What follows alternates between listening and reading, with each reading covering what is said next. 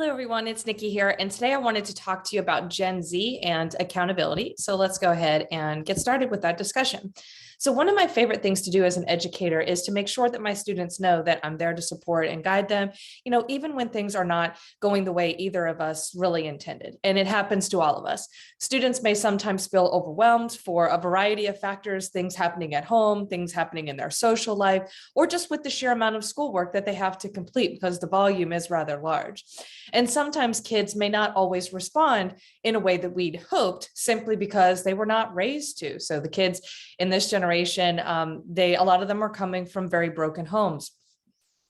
And I don't mean, when I say broken homes, I don't mean non-traditional homes. I mean literally broken homes where parents are not interacting with them and they're not connecting with them, and they're spending a lot of time alone or with technology because their parents are just out of the picture for various reasons. So they may also have had parents who gave them everything, or they may have had parents who gave them nothing, right? And so in these situations, it can be really challenging to handle these difficult situations when a student doesn't respond exactly the way that we hope them to.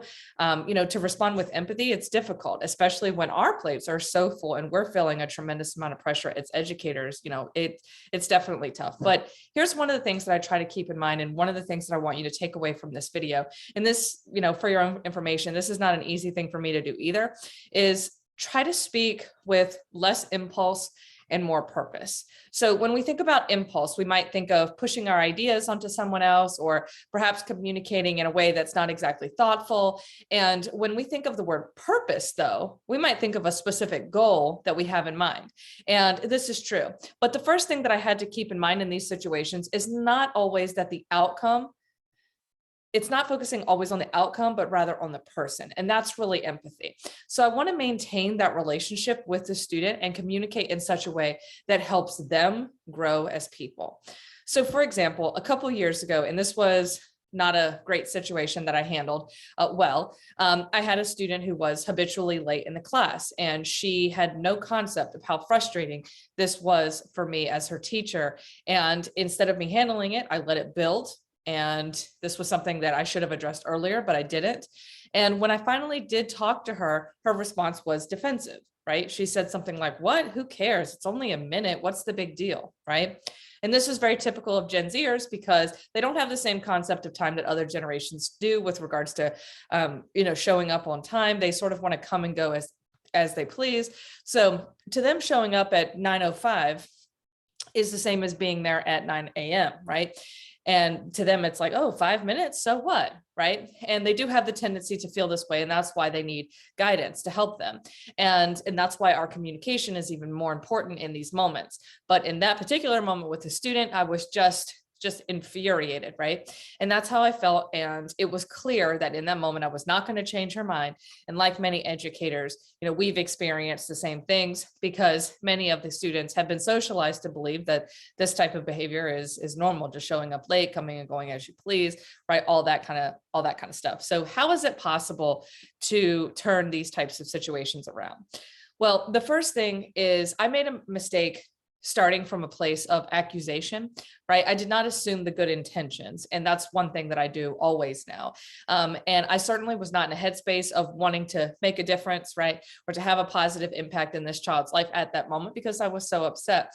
And I was coming from a place of frustration, and this is all too common. So for me, what I should have done was to find out from the child's perspective how things were going in my class, right? How do you think things are going on a daily basis? What do they see? What do they experience? And I also could have asked her how she felt she was doing in terms of grasping the material. And after that, I could have brought up the tardiness and said, there's one thing that I wanted to discuss with you, and I have noticed, and I want to get your thoughts on this. And let me tell you from my perspective what this looks like. So I've noticed that you've been tardy to class consistently for a while now. And from my end, it has become a pattern of behavior. And now I'm not accusing you of doing this on purpose, but the perception is that, it looks like you don't care. So can you share with me why you're not coming to class in a timely fashion? Are there any roadblocks prohibiting you from doing this, right? And what this does is it opens up the dialogue and the line of communication where I can then establish the expectations and convey that my objective is really to help the students. And after that, I want to get the student to commit to coming to class on time. So then I can ask, well, this problem could present some challenges down the road, right? Showing up late every single day. So what do you think would be an appropriate response to this situation? Your classmates have committed to coming to class on time. Can you commit to doing this? And this shows them that they really are a part of the bigger solution. And because I've stayed positive and honest the entire time while maintaining, my emotional state in control, I've kept a relationship with the student. And that's really the most important thing. And I've treated them with dignity, which allows me to then take the needed action later if the problem becomes more problematic again. So I just wanted to share that with you. And I hope that was beneficial. And if you guys have any questions, please feel free to reach out to me and I'd be happy to chat with you. Thank you so much. Bye.